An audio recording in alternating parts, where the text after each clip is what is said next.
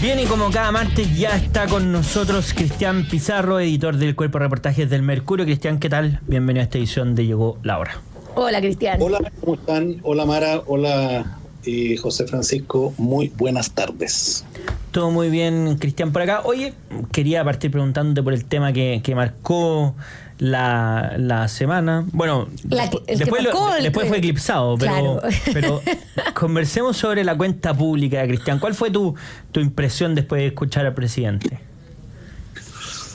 Mira, nada muy novedoso respecto a todo lo que se ha escuchado y se ha escrito en estas horas posteriores al día sábado primero. Yo creo que efectivamente una cuenta que uno podría dividirla en dos partes, que no son iguales en términos de volumen. Una primera, más larga, donde hizo bastante guiños hacia una agenda, yo creo, bastante sensata, a mi juicio. Puso el tema de la seguridad, marcó los énfasis en los temas de crecimiento económico.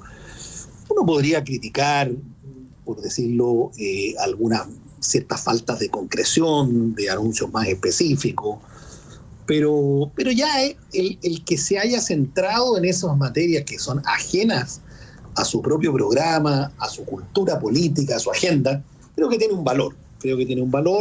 En algunas materias hay más aspectos que mostrar que en otras. Tiende el presidente en esas áreas a relatar un poco, no digo un mundo o un país de fantasía, pero como que no se hace cargo ciertamente de lo desmejorada que está la situación en seguridad y lo desmejorada que está en términos económicos.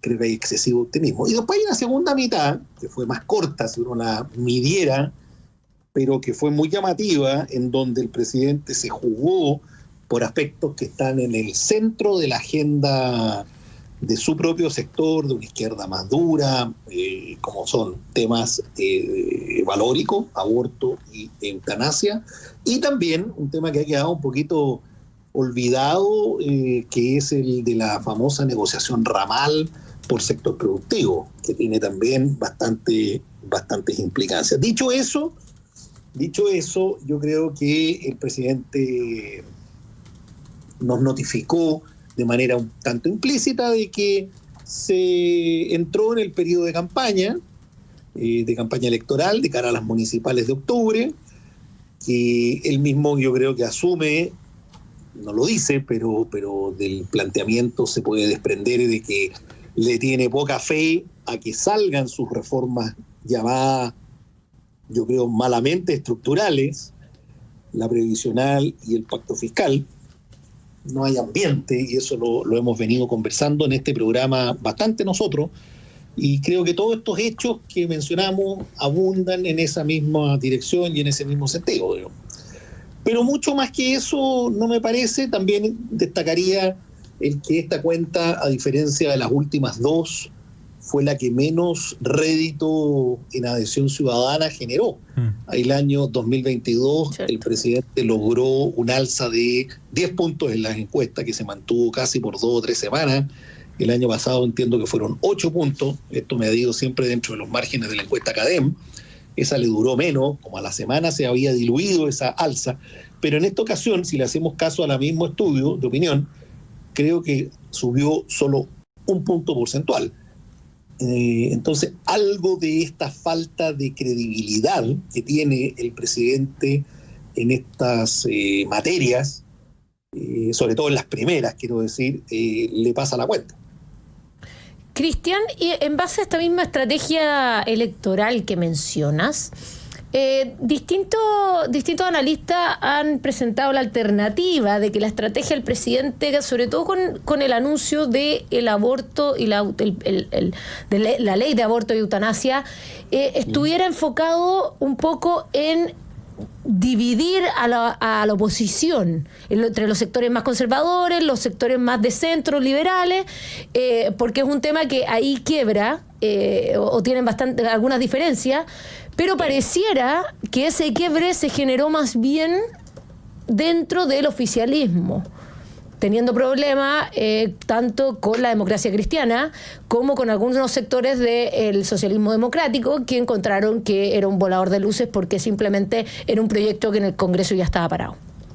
Claro, yo creo que ese anuncio o esos anuncios tienen efectivamente un doble problema. Tienen un problema de fondo para algunos, que son, como tú dices, Mara, la democracia cristiana, pero también convengamos que la democracia cristiana es un partido bastante difícil de calificarlo como oficialista. Tienen un pacto en este minuto para enfrentar en conjunto las elecciones municipales, que casi es un pacto que más le conviene a la democracia cristiana que al resto, porque finalmente son ellos los que están en peligro de extinción, no hacia el resto, no hacia los otros, digamos. Entonces, yo entiendo el pataleo de la DC, pero hoy día la senadora Proboste, me pareció haberla escuchado durante la jornada, decir, como más bien aplacar un poco ese malestar DC y mostrarse llana y disponible a entrar en la discusión y en el debate. En consecuencia, yo el tema de la DC creo que no hay que prestarle tanta atención por un problema de contundencia política y electoral de ese partido. En esto la política es correlación de fuerzas, como nos han enseñado nuestros amigos de la izquierda, y en ese sentido la correlación de fuerzas no juega a favor de la DC. Y después están los otros, como tú dices, que son los que tienen un problema con la oportunidad en que esto fue presentado. Y ahí encontramos, por ejemplo, a la presidenta del Partido Socialista, Paulina Bodanovich, que nos está diciendo de otra manera que hay otras prioridades ciudadanas, que no le gustó que este tema pudiera como ensuciar, ¿cierto?, la estrategia, la táctica, pero claramente en ese mundo también hay partidarios de esas medidas. Lo que pasa es que la presidenta del PS en eso es muy realista, sabe contar los votos de parlamentarios y tiene clarísimo que eso no vuela por ninguna parte. Entonces, ahora, y en el tema de la oposición o de la derecha, bueno, desde muy temprano, desde muy temprano post-discurso, se instaló esta idea de no pisar el palito.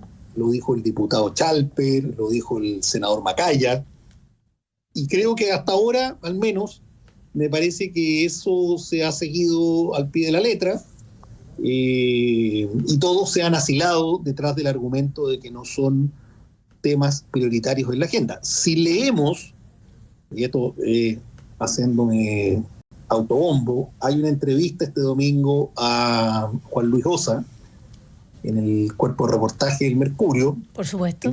Sí, en donde Juan Luis hace referencia a estas materias, porque la periodista que hace la entrevista, Nadia Cabello, le consulta, le dice, bueno, pero en estos temas de eutanasia, de aborto, ¿no habrá acaso un germen de posibles divisiones? Esto fue una entrevista realizada con anterioridad a la cuenta, digámoslo también. Y él contesta lo mismo, y dice, no son temas prioritarios en la ciudadanía, y por tanto, él está hablando de alguna manera desde el riñón de Evelyn Matei. Sabemos que Evelyn Matei en estos temas tiene una postura más liberal, pero no me parece que vaya a rasgar vestiduras ni entrar en una discusión que, como ustedes señalan, no conduce hacia ninguna parte, más bien a pisar el palito, como han dicho los parlamentarios que mencioné. Y ahí, Cristian, respecto a la otra parte de la cuenta pública, sobre todo relacionado con una parte que en general se destacaba respecto a las materias de seguridad, a materias educacionales también, donde por ejemplo, Yasna Proboste fue muy dura en sus declaraciones a propósito de estas promesas incumplidas, en particular relacionado con el pago de la deuda histórica. Ella dijo, y la frase que utiliza dice, el 2022 cuando anunció el pago de la deuda histórica me paré a aplaudir, el 2023 la aplaudí, cuando ahora lo menciona nuevamente ya ni siquiera aplaudimos porque ya no le creemos y basta este tipo de promesa.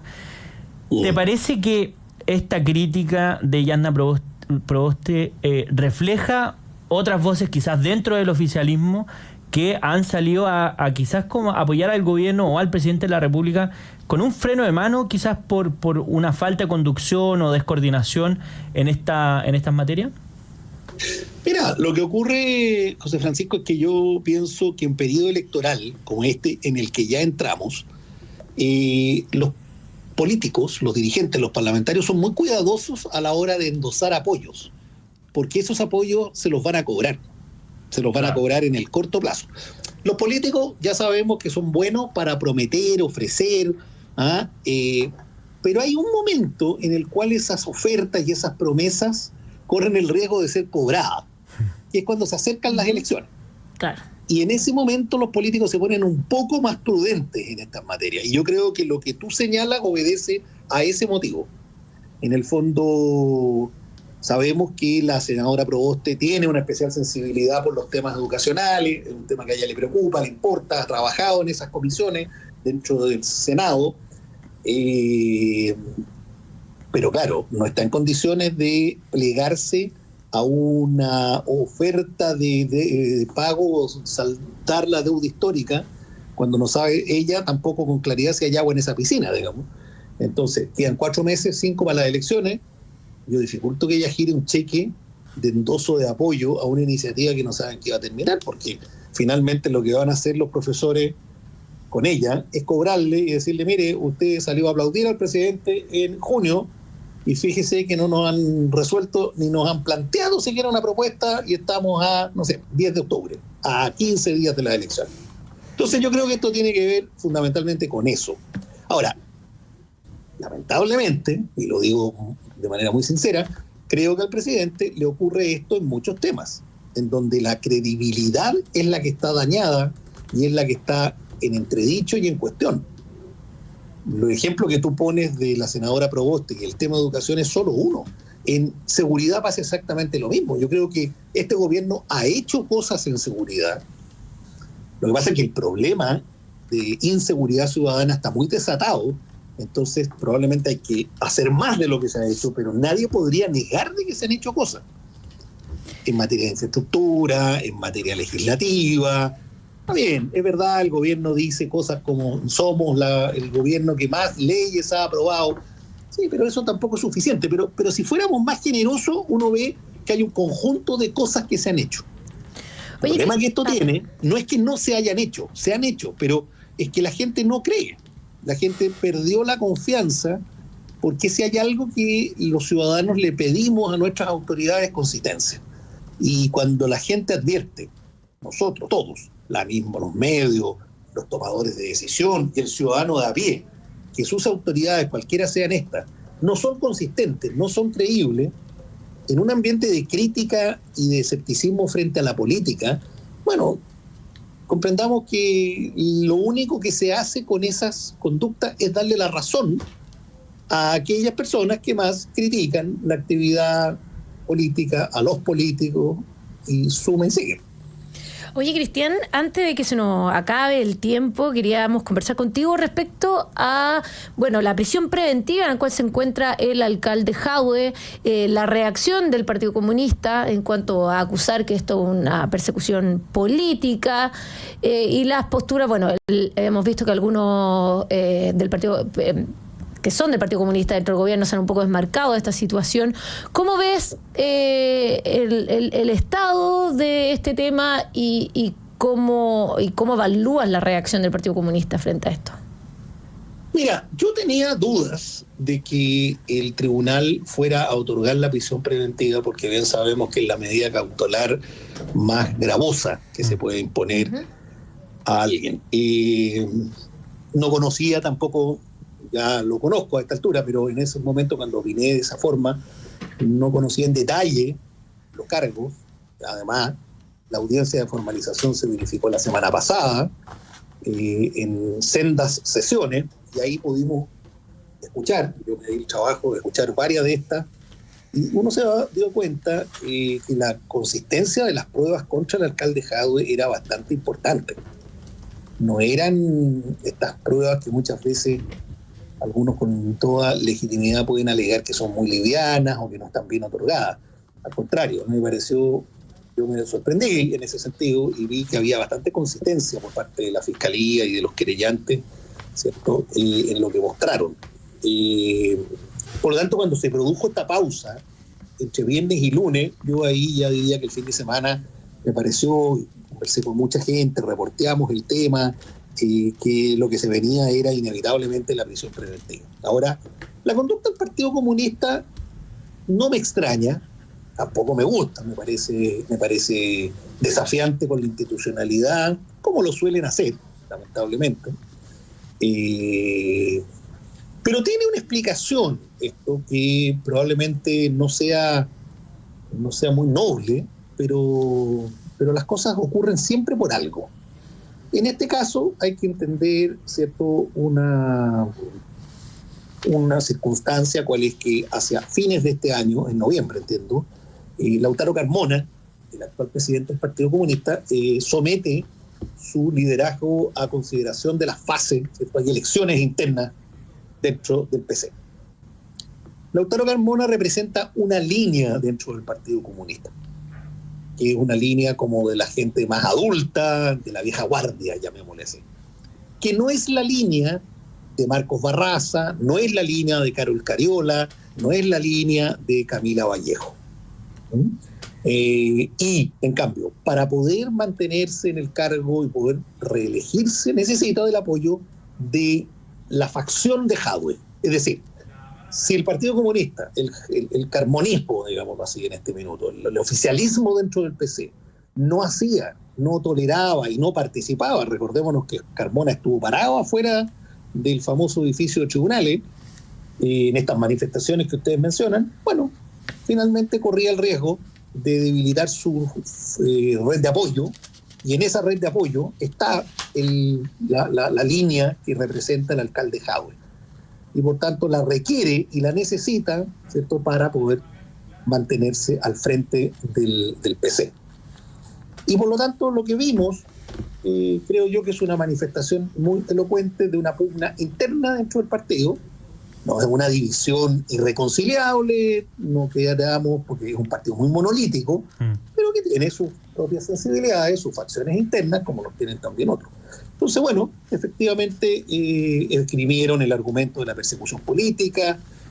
Ahora, ellos saben también que están frente a un gobierno que está un tanto atado de manos en esta materia, que por tanto no los puede reprender, no les puede llamar la atención. A lo más que llegan el gobierno es como decían ustedes, a un tomar distancia, a un como mantenerse fuera de la problemática, y declaraciones del tipo de Monsalve o la ministra Toá, que son rápidamente contestadas por el Partido Comunista.